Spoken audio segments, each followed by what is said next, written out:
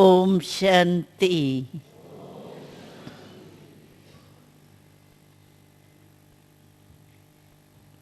हम सभी बाप दादा के स्नेह में तो सदा रहते ही है, और बाप दादा का स्नेह हम सब की, चाहे दूर रहे चाहे मधुबन में रहें, लेकिन बाप दादा का स्नेह हमारी पालना कर रहा। स्नेह ऐसी चीज है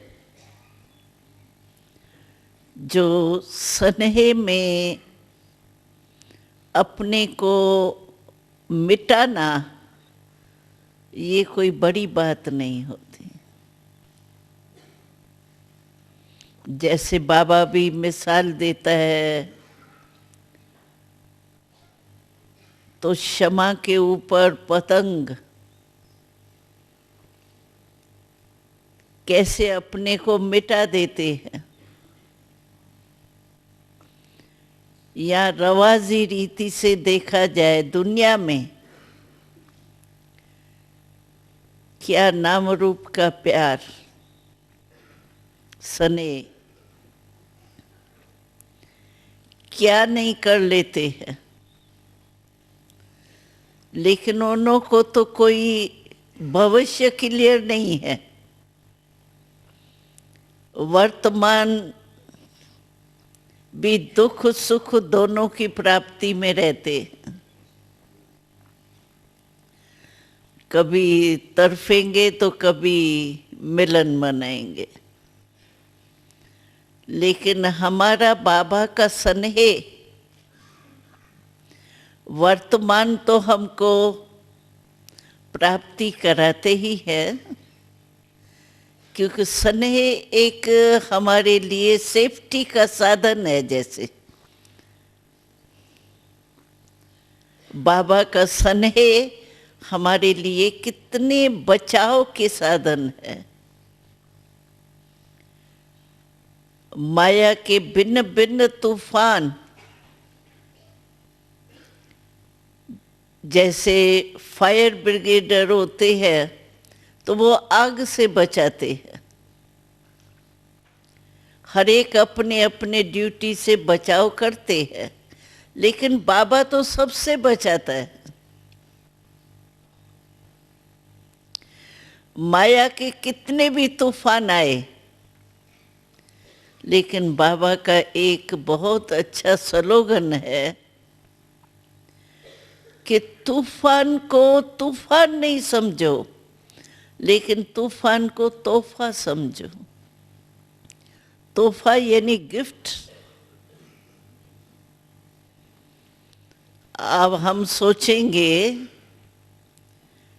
कि है तूफान और उसको तोहफा कैसे समझे,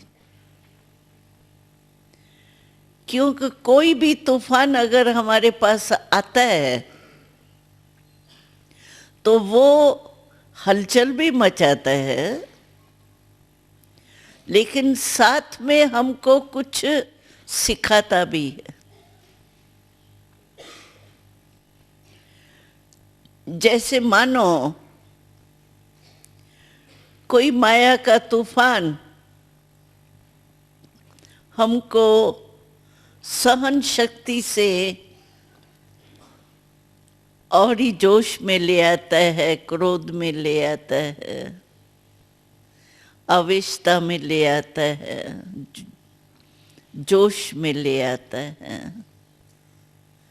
है तो तूफान माया का। लेकिन अगर हम उस तूफान को नेगेटिव को पॉजिटिव में चेंज करें तो हमको तूफान सिखाता है कि मेरे में सहन शक्ति की कमी है। वैसे हम समझते हैं बाबा ने सर्व शक्तियाँ दी है, हमारे में सर्व शक्तियाँ तो बाबा की देन है, वो तो है ही। लेकिन जब कोई परिस्थिति आती है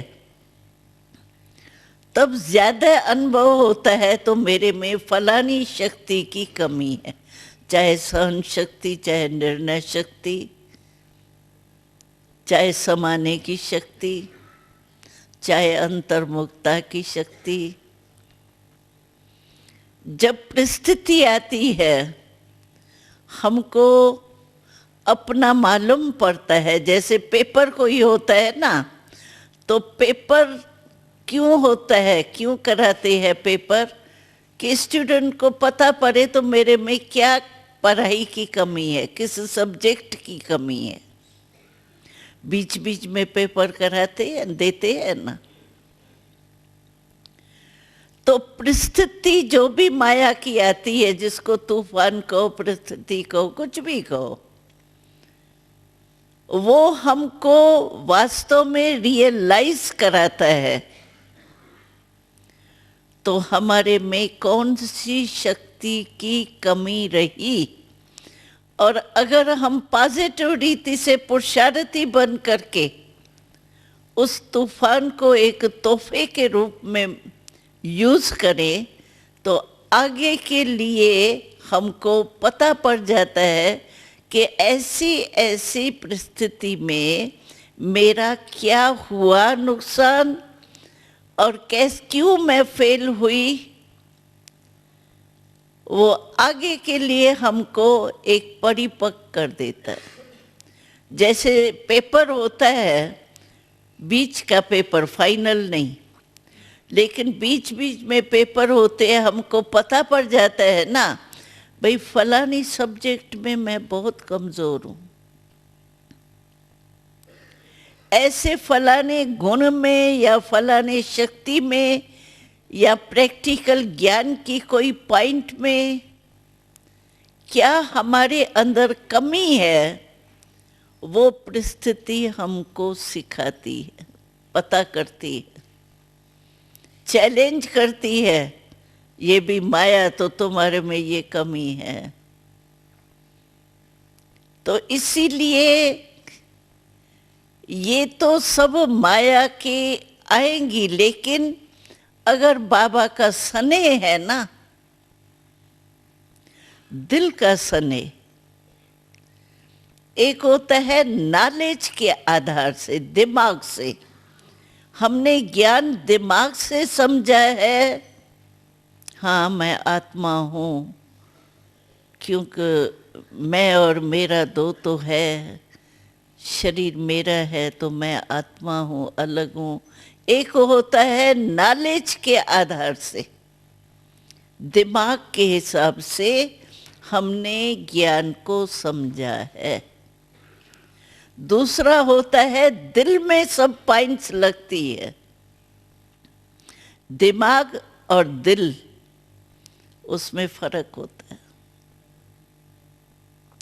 अगर दिमाग में कोई भी बात आ जाती है ना, तो आप देखेंगे मानो कोई नुकसान हो गया किसका, और दिमाग में उसके वो इफेक्ट आ जाता है, वो निकलता बहुत मुश्किल है। और दिल में अगर वो समा गया तो और ही दिमाग से भी ज्यादा तकलीफ दिल वाले को होती। तो दिल से हमने ज्ञान को माना है या दिमाग से हमने ज्ञान को समझा है। अगर दिल से हमने हर पॉइंट ज्ञान की समझी है तो दिल में समाई हुई बात कभी निकलती नहीं। जैसे कोई को शौक आता है ना कोई बात का, तो कहते हैं इसने ये बात जो है ना वो दिल में लगा दी है, इसीलिए इसका जो शौक है ना वो निकलता बहुत मुश्किल। तो हमने बाबा से स्नेह तो किया है, स्नेह नहीं होता तो आते क्यों, ब्राह्मण बने क्यों? लेकिन स्नेह की भी परसेंटेज है।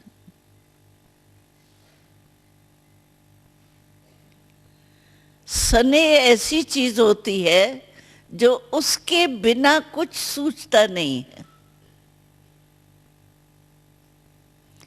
एक होता है लव, दूसरा होता है लव लीन।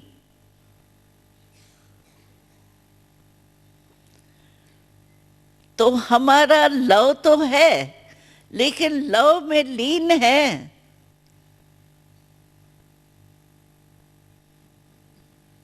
दुनिया वाले कहते हैं आत्मा परमात्मा में ऐसे समा जाती है, एक हो जाती है।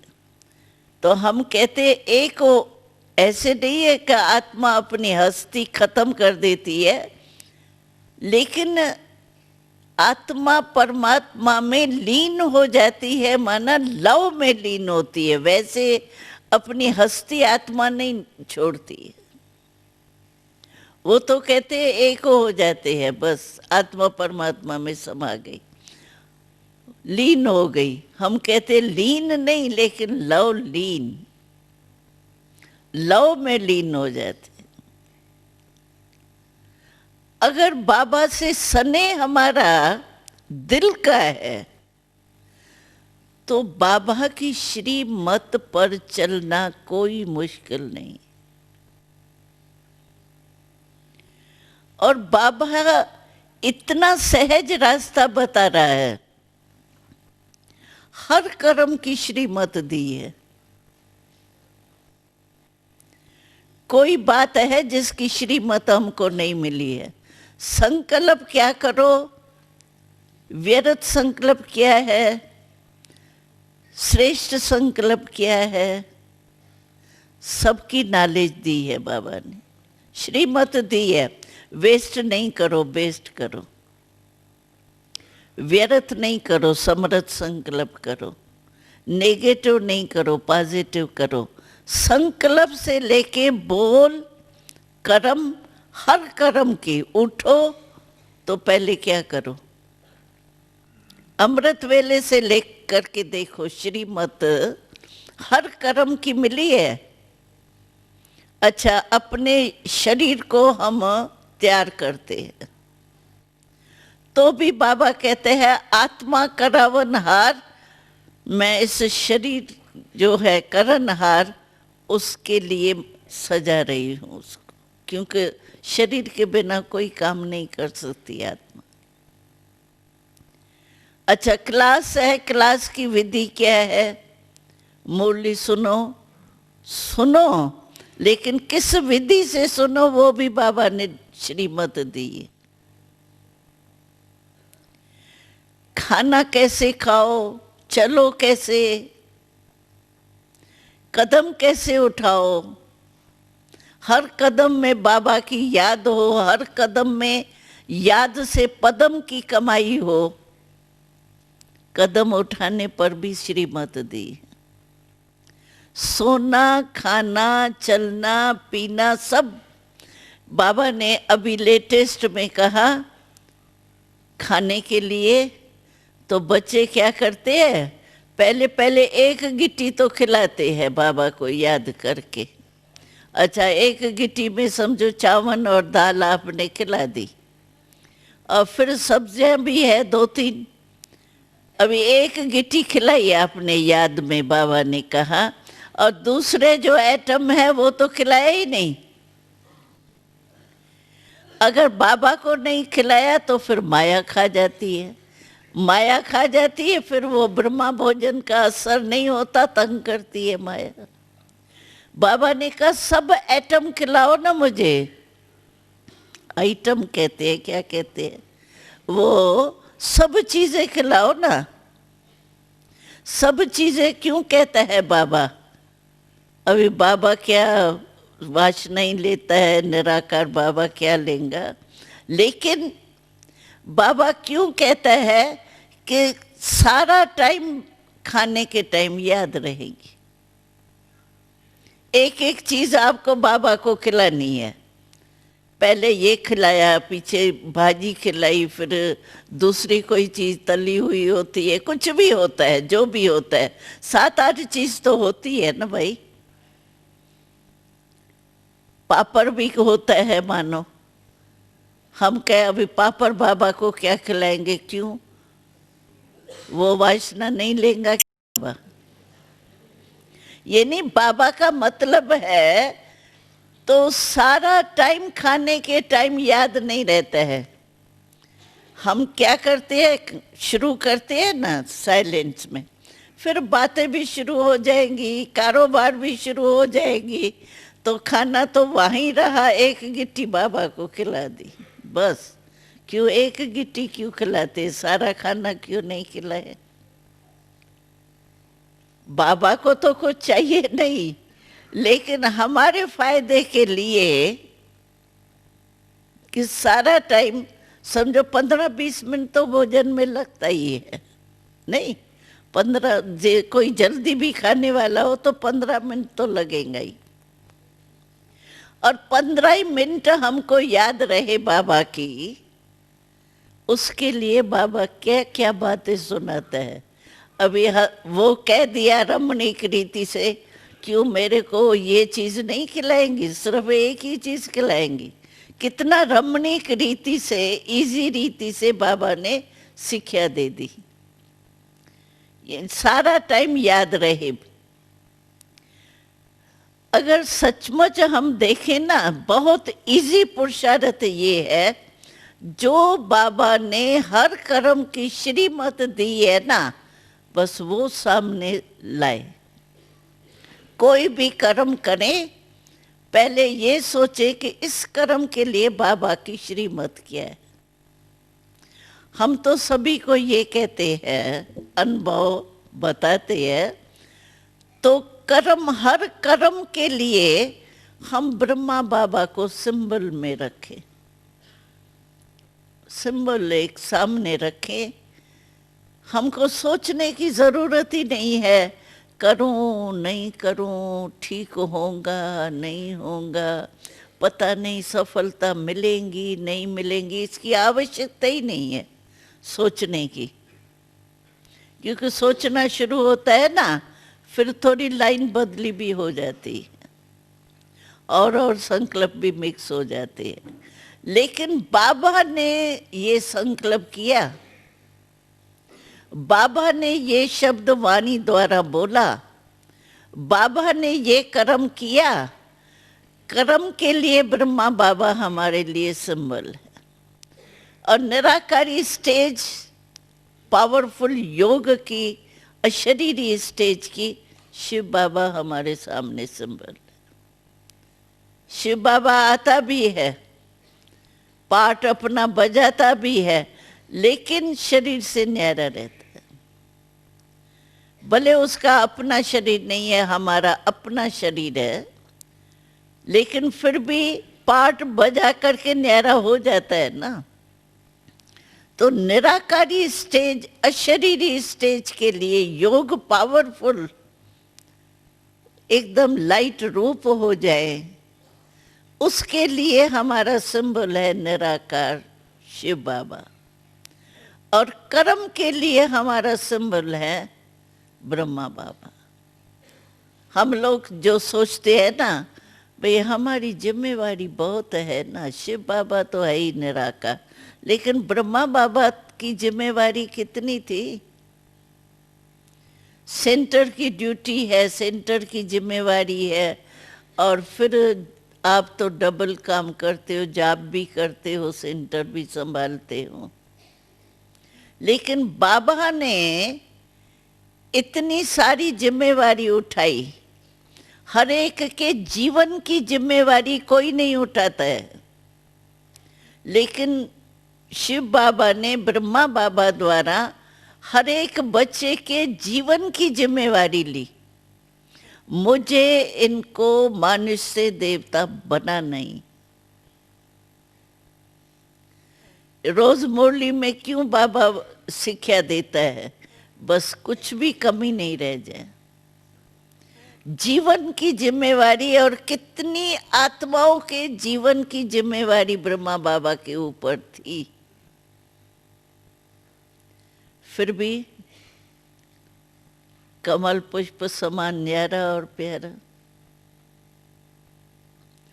तो ऐसी हमारी जिंदगी होनी चाहिए। बस बाबा को कॉपी करो। कॉपी करना तो इजी है ना, कॉपी करना मुश्किल होता है क्या? होता है? कहते हैं उसका भी अकल चाहिए, कॉपी करने का भी अकल कहते हैं होना चाहिए, लेकिन फिर भी सोचने के बजाय कॉपी करना तो इजी है ना। बस ब्रह्मा बाबा को कॉपी करो, शिव बाबा को कॉपी करो, बस ऐसा बनना ही। ये बहुत सहज है। और दूसरी विधि बाबा ने सुनाई है।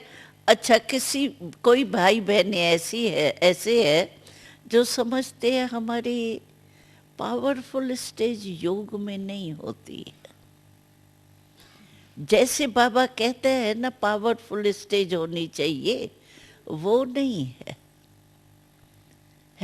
योग लगाते हैं, बैठते हैं, लेकिन एक मुरली में बाबा ने कहा ना, बैठते योग में है लेकिन बनते हैं योद्धे। योगी नहीं बनते हैं, योद्धे बनते हैं। योद्धे माना लड़ने वाले। हम समझते 1 घंटा हम योग लगाया, योगी बन के बैठे, लेकिन बीच में युद्ध हुई, कोई और फालतू संकल्प आया, उसको हमने मिटाने की कोशिश की, तो ये युद्ध हुई ना। योद्धे बने या योगी बने, फर्क है ना। तो अगर मानो बाबा ने कहा तो चलो किसका योग थोड़ी पावरफुल नहीं होता है, ज्ञान होता है बुद्धि में, लेकिन कोई कर्म में ज्ञान मिस भी हो जाता है, समझ। तो उसके लिए बाबा ने कहा चलो इजी है, आप दुआ लो और दुआ दो, बस। लास्ट मुरली में बाबा ने क्या कहा? यही दिया ना, दुआ लो और दुआ दो। क्यों? आपकी शुभ भावना तो रहेंगी, शुभ भावना तो रहेंगी। चलो योग में निराकारी स्टेज नहीं हो, लेकिन शुभ भावना तो रहेंगी, शुभ कामना तो रहेंगी, कोई गलती तो नहीं होगी। तो ये सेकंड स्टेज सहज की बाबा ने बताई, दुआ दो और दुआ लो। क्यों? अगर हमने किसी को दुख नहीं दिया, हमने किसके प्रति अशुभ भावना नहीं रखी, तो मेरी स्थिति जो है वो शीतल तो होंगी, हलचल से तो बचेंगी। क्योंकि कुछ भी गलती हो जाती है, समझो मैंने किससे बोल में वो शब्द बोलना नहीं था, लेकिन मैंने बोल लिया, गलती से बोल दिया, तो वो जो बोल दिया ना मैंने, वो मन तो खाता है ना। ये करना नहीं चाहिए। जब भी योग में बैठेंगे तो पहले यही आएगा, ये मैंने जो किया वो रंग किया, तो हलचल होंगी ना। और दुआ दो और दुआ लो तो हलचल तो नहीं होंगी ना। ठीक किया ना आपने, संतुष्टता तो होंगी ना, हलचल तो नहीं होंगी। बाबा ने कहा कोई बद दुआ भी दे तो भी आप दुआ दो। अभी बद दुआ, वो गाली दे रहा है और मैं उसको दुआ दूं, है तो स्टेज ना। लेकिन इसके लिए हमको ये वृत्ति में रखना चाहिए, तभी हम उसको दुआ दे सकेंगे। हम रहम के मर्सीफुल स्टेज में स्थित होके अगर वो बद्दुआ दे रहा है तो मैं ये उस समय इमर्ज करूं, अपने को उस परिस्थिति में स्थित रखूं, तो ये बेचारा परवश है। परवश के ऊपर कभी जोश नहीं आता है। जो आप ही कुछ कोई करता है ना जानबूझ करके, उसके ऊपर जोश आता है। लेकिन कोई परवश है तो परवश के ऊपर रहम आता है। अगर मैं ये उस समय अपने इमर्ज करूं कि इसका दोष नहीं है, ये बेचारा परवश है, चलो काम के, क्रोध के, लोभ के, किसी के भी वश हो गए है ना। अगर मर्सीफुल स्टेज में मैं स्थित अपने को करूंगी तो मैं बद दुआ वाले को भी दुआ दे सकूंगी। नहीं तो ये होगा कि ये आखिर भी कहाँ तक चलेगा, मुझे ही सहन करना है, मुझे ही मरना है, मुझे ही बदलना है, क्यों नहीं बदले। ये शुभ भावना के बजाय क्वेश्चन मार्क उठेंगे, ये क्यों, ये क्या।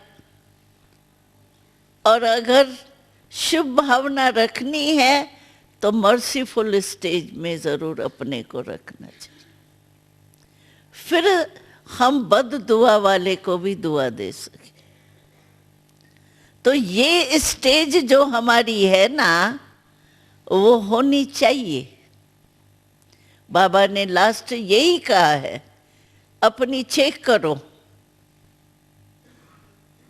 होमवर्क दिया है ये कि सारे दिन में मैंने दुआएं दी या बद दुआ स्वीकार भी नहीं करे। हम तो बद दुआ नहीं दे, लेकिन कोई हमको बद दुआ दे तो भी हम स्वीकार नहीं करें। बाबा ने कहा ना, अच्छा जब तुमको लगता है बद दुआ है ये, तो माना खराब चीज है ना, नहीं तो दुआ क्यों नहीं कहती हो, बद दुआ क्यों कहती हो, माना खराब चीज है ना। और खराब चीज को ये अपने को स्वीकार किया जाता है क्या? दिल में क्यों रखते हो उसके लिए? खराब चीज को कभी भी संभाल के नहीं रखा जाता है, लेकिन हम मन में अंदर रख देते हैं। फिर उसके लिए गिरना भाव या थोड़ा सीधापन होगा, सीधा ही बोल देंगे उसको, देख लिया, समझते हैं आप क्या हो, ये भाव नहीं आएगा। तो ये बहुत इजी पुरुषार्थ बाबा ने बताया।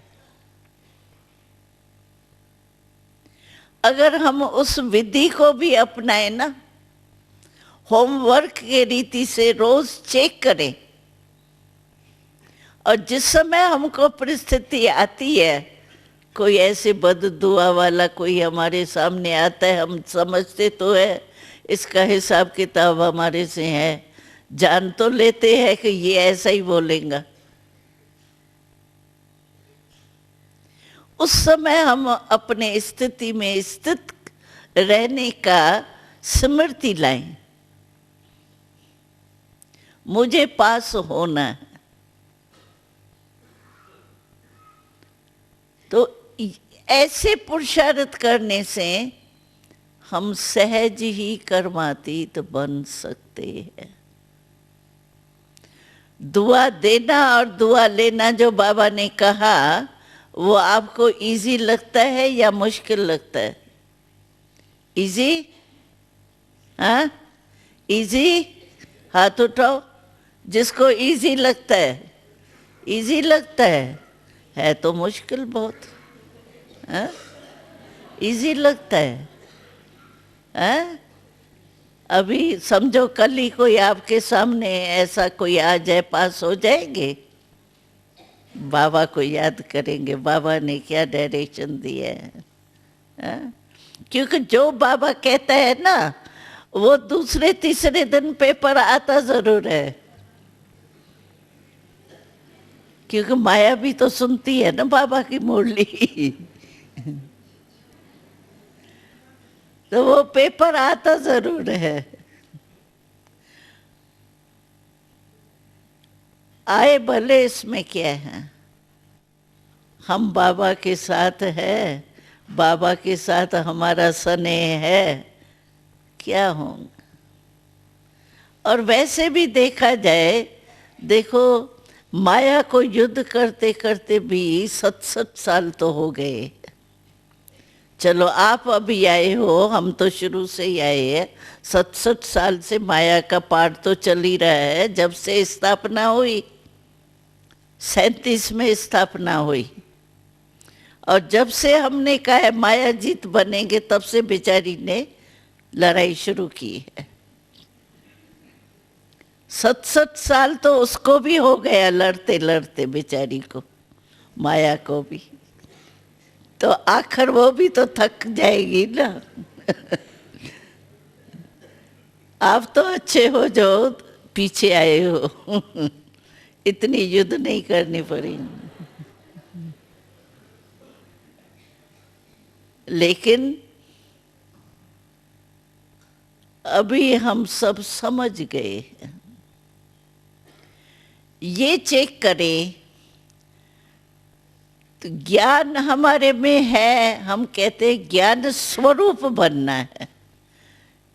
कोर्स कराना, भाषण करना, ये ज्ञान नहीं है। यानी ज्ञान स्वरूप नहीं है। ज्ञान तो है, लेकिन स्वरूप में लाना है ना। तो स्वरूप में ज्ञान लाना माना हर कर्म, हर बोल समझ से। ज्ञान माना क्या है? समझ। और जो समझ से काम किया जाता है वो उल्टा नहीं होता है। बेसमझ हो जाते हैं तभी उल्टा काम होता है या उल्टा बोल निकलता है। तो ज्ञान स्वरूप का अर्थ ये नहीं है सिर्फ कोर्स कराना या भाषण करना या मुरली रिपीट कर सकते हैं, मुरली मनन भी कर सकते हैं। लेकिन जिस समय कोई परिस्थिति आए, उस समय समझ प्रैक्टिकल में काम आवे, तभी कहेंगे ज्ञान स्वरूप है। और कर्म हो जाए पीछे, अगर समझ में आ जाता है ये नहीं करते थे ना तो बहुत अच्छा था, तो समझ समय पर तो काम में आई नहीं। जैसे बाबा ने एक मुरली चलाई थी, शक्तियां हैं, लेकिन समय पर नहीं काम में आई, तो वो क्या काम की। एक बारी अभी एक मुरली में बाबा ने कहा है, कोई भी शक्ति या गुण या कोई भी पॉइंट प्रैक्टिकल में रियलाइज हो जाए उस समय, इसका कारण क्या है। तो बाबा ने कहा, कहते हैं बाबा ने मदद नहीं, बाबा मुझे मदद नहीं करता है। क्यों नहीं बाबा समय पर मदद करता है? किसको करता है और किसको समय पर मदद नहीं करता है? धोखा खा लेते हैं, पीछे सोचते हैं ये क्या मैंने कर लिया, बाबा ने मुझे छुड़ाया ही नहीं, बाबा ने मुझे मदद ही नहीं की, बाबा ने मेरा सुना ही नहीं। इतना फरियाद मैंने किया तो भी बाबा ने मेरे को मदद नहीं की, सुना नहीं बाबा ने। जवाब ही नहीं देता है बाबा। मैं क्वेश्चन करती हूँ, बाबा जवाब ही नहीं देता है। क्यों? क्यों नहीं देता? कारण क्या? बाबा पास खातरी करने वाला है क्या कि एक बच्चे की सुने और दूसरे की नहीं सुने? बाबा पास खातरी करने वाला तो है नहीं। लेकिन क्यों नहीं सुनता है? क्यों? कोई न कोई अविज्ञा हमारे से होती रहती है और प्रैक्टिकल में उसकी रियलाइजेशन नहीं हो रही है। जिसको जानकी दादी क्लास कराती है ना, सच्ची दिल नहीं है। बाबा के दिलाराम के साथ सच्ची दिल, जो भी हुआ बाबा को दे दो। सच्चे रहो बाबा से, संकल्प में भी सच्चे, तो बोल में भी सच्चे, तो कर्म में भी, संबंध संपर्क में भी सच्चे। सच्चाई और सफाई हमारे दिल में कम है, तब भी बाबा समय पर हमको मदद नहीं देते। या हम रूह ध्यान बाबा से करते हैं और बाबा से जवाब हमको उस समय नहीं मिलता है। कैचिंग पावर ही नहीं है ना। बाबा जवाब देता है ऐसे नहीं है, क्योंकि बाबा कहता है मैं आया किस लिए हूं, आप बच्चों के लिए। और बाबा कहता है, हर एक कहता है मेरा बाबा, तो मेरा बाबा कहा तो मेरा है तो बंधा हुआ है हमको वो मदद करने के लिए। और यही बाबा कहता है कि हर एक समझे मेरे लिए बाबा आया है। ये नहीं बाबा आया है, जैसे बाबा कहते सिर्फ बाबा नहीं कहो, मेरा बाबा कहो।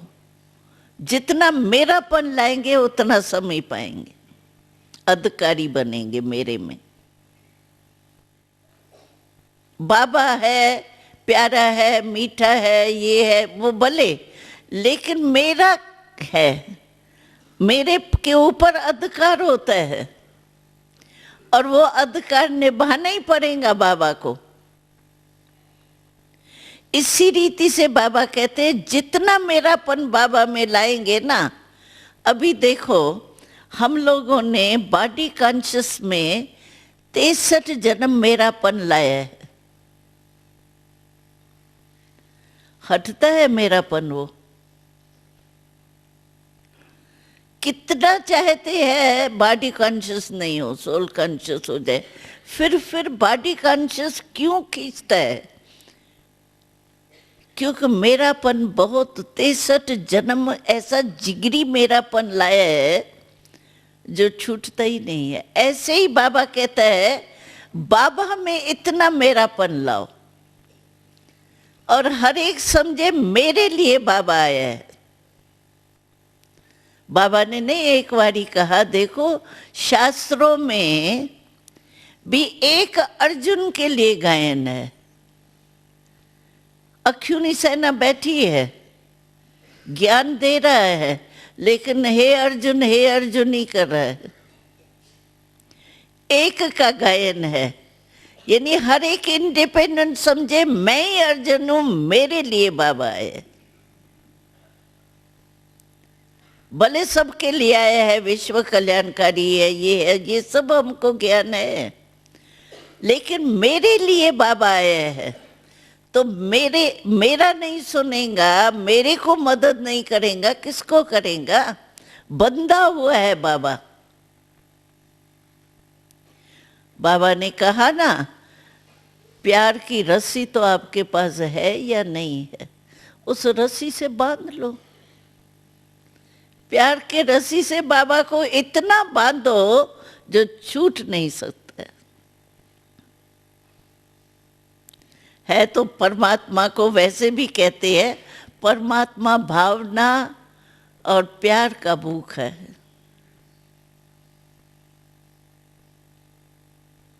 तो अगर हमारे में प्यार है, बाबा के रस्सी है, प्यार की रस्सी है, उसको अच्छी तरह से बांधो। क्यों, कहाँ जाएगा बाबा? जब मेरे लिए आया है तो मेरे को तो मदद करनी है ना। कभी दिल शिकस्त नहीं होना। पता नहीं मेरा पार्ट है या नहीं है, मेरा भाग्य है नहीं है। अरे भगवान आए ही मेरे लिए है, भाग्य मेरा नहीं होगा तो किसका होगा? मेरे लिए तो आया है। अब भक्ति मार्ग में हमने पुकारा तो होगा ना 63 जन्म, तो मेरे लिए आया है ना। ये भी निश्चय होना चाहिए, दिल कहे मेरा बाबा मेरे लिए है। हक लगता है। कोई लौकिक में भी बाप बच्चे को हक नहीं देवे तो आजकल चलता है क्या? कैसे भी लेंगा वो हक? तो हम बच्चे बने हैं, हमारा बाबा के ऊपर तो हक है, जन्मसिद्ध अधिकार है। क्यों नहीं मेरे को मिलेगा? मिलना ही है। और दाता है, बाबा के पास कोई कमी थोड़ी है जो नहीं देवे। सागर है वो, इतने ही ज्यादा में ज्यादा सारे विश्व को देने वाला है। मैं तो डायरेक्ट बच्ची हूं, बच्चा हूं। मेरे को नहीं देगा तो किसको देगा? जब विश्व कल्याण करता है और जो मैं मेरा बाबा कहने वाला, मैं बाबा का बच्चा बना हूं, मेरे को क्यों नहीं देगा?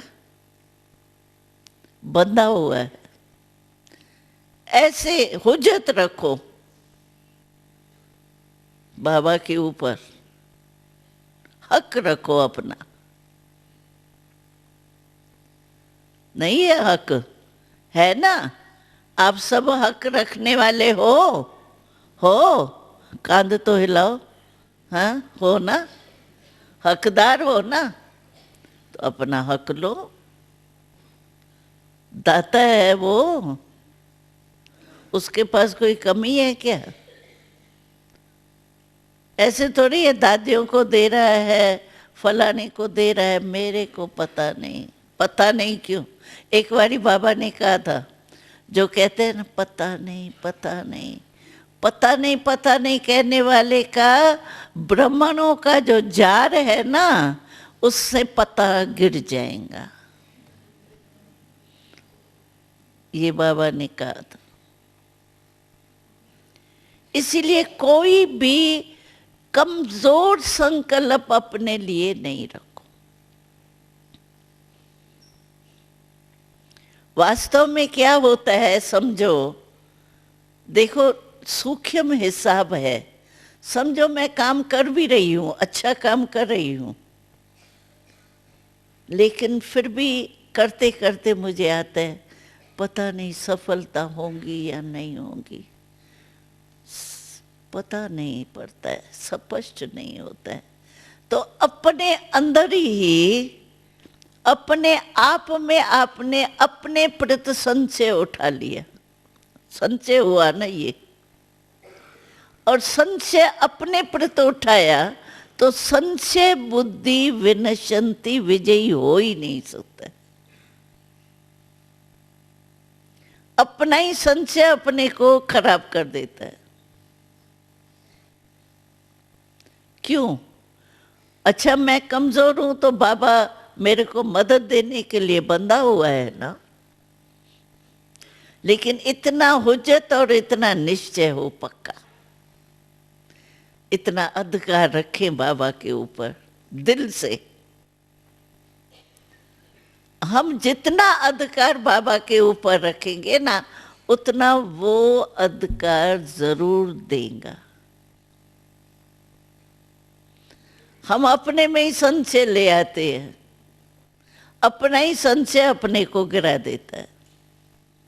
पता नहीं, ये तो नहीं, वो तो नहीं, ये क्या है? अपने प्रति अंदर आता है। तो संशय वाला कभी विजयंती हो ही नहीं सकता। निश्चय बुद्धि विजयंती।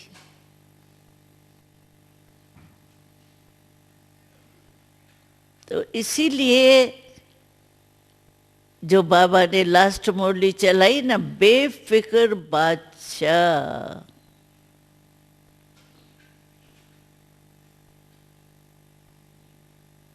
फिक्र नहीं हो, क्योंकि बाबा हमारे साथ है, सर्वशक्तिवान हमारे साथ है।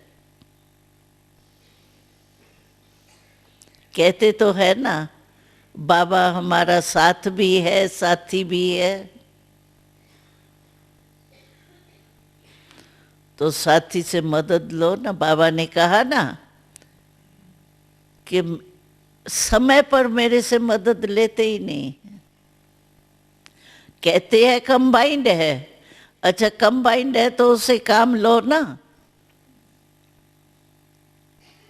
ऐसे ही कंबाइंड बैठा है क्या चुपचाप, करेगा कुछ नहीं, ऐसे ही कंबाइंड से मदद लो ना।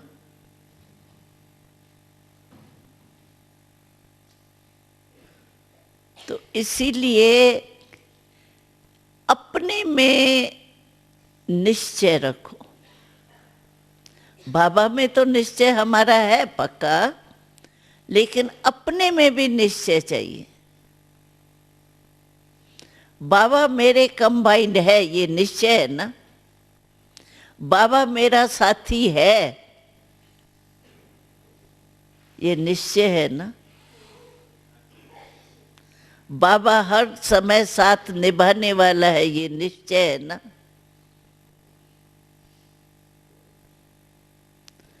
तो समय पर हम देवे ही नहीं मदद, और फिर कहें बाबा सुनता है नहीं, कैचिंग बुद्धि है नहीं, कनेक्शन ठीक है नहीं, निश्चय से कनेक्शन ठीक रहता है, अपने में भी संशय है, निश्चय नहीं है, तो क्लियर नहीं है। हमारा जो कनेक्शन है वो क्लियर नहीं है। संशय आ गया ना बीच में, संकल्प ही कहो, चलो संशय नहीं, संकल्प फालतू संकल्प हुआ ना। ये पता नहीं, ये तो नहीं, वो तो नहीं, तो ये क्या है? व्यर्थ संकल्प है ना। तो जहां व्यर्थ होगा वहां समृद्धि आ ही नहीं सकती ना। इसीलिए बाबा कहता है बस जो भी कुछ आवे ना, बस सच्ची दिल से बाबा को दे दो। बाबा आप जानो, आपका काम जाने, मैं बेफिक्र बात।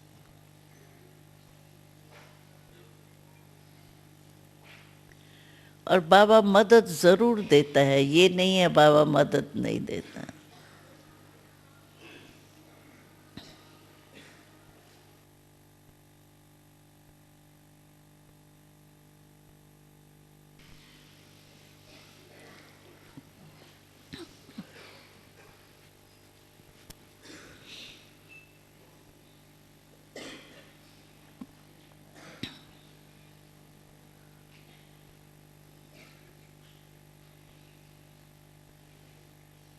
तो अपना अधिकार स्मृति में सदा रखना।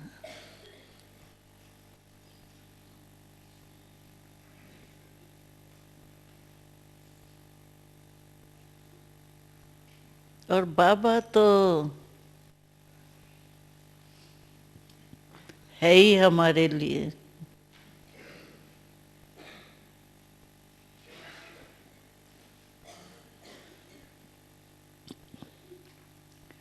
वैसे समझो कभी भी हमारी वृत्ति या दृष्टि थोड़ी भी नीचे ऊपर होती है, उसका कारण ये होता है कि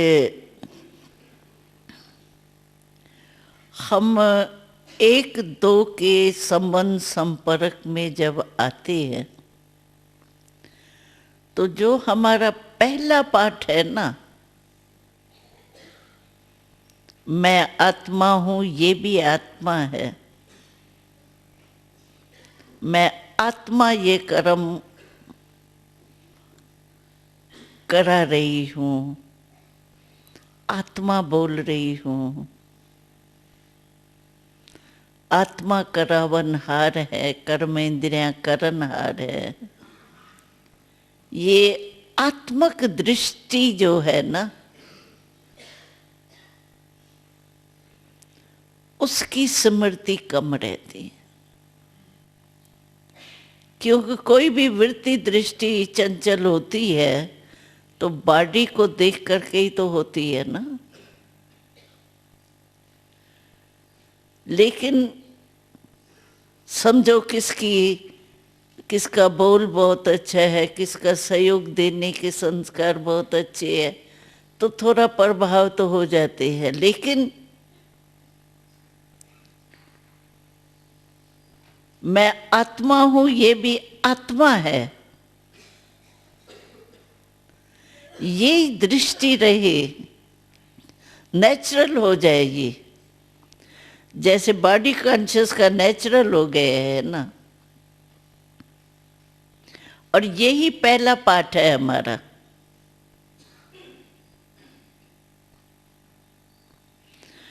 तो सारे दिन में ये आत्मा का जो पाठ है, अच्छा मैं बात कर रही हूं, लेकिन मैं आत्माओं से बात कर रही हूं, आत्मा का सहयोग ले रही हूं। इस आत्मा की ये विशेषता है।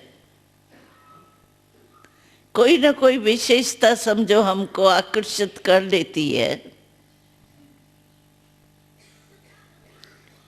लेकिन ये विशेषता है तो आत्मा है, तब है ना। तो आत्मक दृष्टि हमारी बहुत पक्की चाहिए। हमको याद है जब हम 14 वर्ष रहे थे बाबा के साथ, तो हम लोगों को ये आत्मा का पाठ बहुत पक्का था। परमात्मा का डिटेल पीछे स्पष्ट हुआ, लेकिन पहले हम लोग कभी भी समझो योग में भी बैठते थे ना, उस समय योग शब्द तो नहीं था, एकांत में बैठते थे, एक दो को दृष्टि भी देते थे, तो बस आत्मा को देख रही है। कहीं कहते हैं हम तो देते नहीं है, हम कभी किसको दुख नहीं देते हैं। दुख नहीं लेते हैं, देते हैं, लेकिन लिया क्यों? देते नहीं है, लेकिन लेते भी तो प्रभाव तो हमारे मन में पड़ता है ना लेने से। हम लोग पहले जब बच्चियां करते थे तो कहते थे ये फीलिंग की बीमारी हो जाती है ना, ये फ्लू है बिल्कुल। फीलिंग आ जाती है ना, इसने ऐसा क्यों कहा, इसने ये ऐसा है, ये बिल्कुल फ्लू जैसा ही। देखो जिस समय कोई अंदर मन में फीलिंग आती है, उस समय क्या होता है, फ्लू में होता क्या है, न बैठना अच्छा लगता है, न सोना अच्छा लगता है, न खाना अच्छा लगता है, बेचैनी होती है। इसमें फीलिंग में क्या होता है, यही होता है ना। तो फ्लू है ना, तो फ्लू की बीमारी क्यों लेवें? और फ्लू की बीमारी जाती भी देरी से है, जल्दी नहीं। फ्लू की बीमारी, रवाजी बुखार तो जल्दी चला जाता है, लेकिन फ्लू होता है तो बहुत देरी लगती है। बेचैनी होती है, न नींद न क्या, कुछ अच्छा ही नहीं लगता ना। अपने आप में ही बेचारे परेशान होते रहते, क्या हो गया क्या हो गया, बाबा भूल गए, बाबा भूल गए, बाबा याद ही नहीं आता, बाबा बाबा बाबा कहते हुए बाबा याद नहीं आएगा, क्या हालत होंगी। इसीलिए बस ब्रह्मा बाबा को फॉलो करो, शिव बाबा को फॉलो करो, बस समान बनना है ना। हमारा लक्ष्य तो यही सभी कहते हैं ना, बाप समान बनना है। निराकार समान बनो, देही अभिमानी, और ब्रह्मा बाबा कर्म योगी। दोनों को फॉलो करो, बस पहुंच गए मार्ग पर, मंजिल पर, और क्या। अच्छा, ओम शांति। ओम शांति।